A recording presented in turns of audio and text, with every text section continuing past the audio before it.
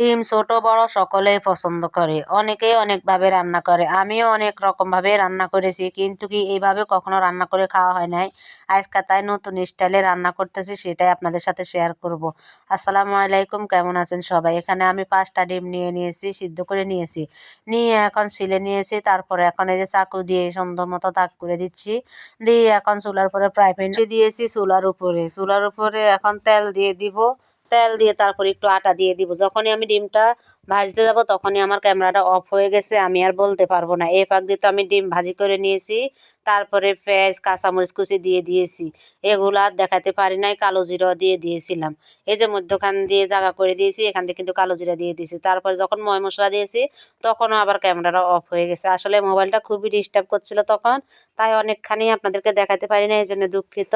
যা হোক, এখানে আমি কোনো বাটা মশলা অ্যাড করি না। এখানে আমি রসুন থাতা করে দিয়েছি, আর কালো জিরা দিয়েছি, পেঁয়াজ দিয়েছি, কাঁচামরিচ দিয়েছি, হলুদ মরিচ দিয়েছি, এই মশলা, আর কোনো মশলা ব্যবহার করি নাই। তারপরে এই যে মশলার মধ্যে এখন ভাজা ডিমগুলোকে একটু নাড়াচাড়া করে নিচ্ছি। নিয়ে কষানোর জন্য অল্প একটু পানি দিয়ে দিচ্ছি।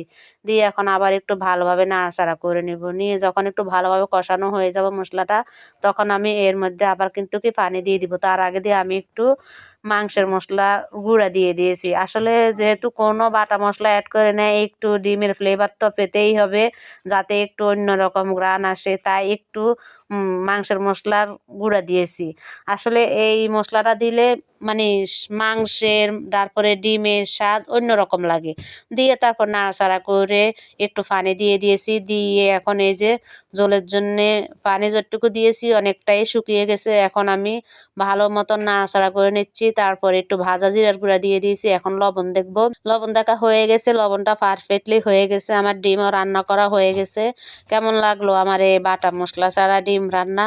কে কে এভাবে ডিম রান্না করে খেয়েছেন অবশ্যই কমেন্ট করে জানাবেন। আমি আবার এখানে 2টা তুলে রেখেছি আমার ছেলেদের জন্যে। আর এই যে এখানে অলরেডি ভাত বেড়ে নিয়েছি খাওয়ার জন্যে, ডিম নিয়েছি, করলা ভাজি নিয়েছি। নিয়ে এখন খাওয়া শুরু করতেছি। আমি খাওয়া দাওয়া করতেছি, আপনারা লাইক কমেন্ট শেয়ার করতে থাকুন। আর ভিডিওটা কেমন হয়েছে অবশ্যই কমেন্ট করে জানাবেন। আজকের ভিডিও এই পর্যন্তই। সবাই ভালো থাকুন, সুস্থ থাকুন। আল্লাহ হাফেজ।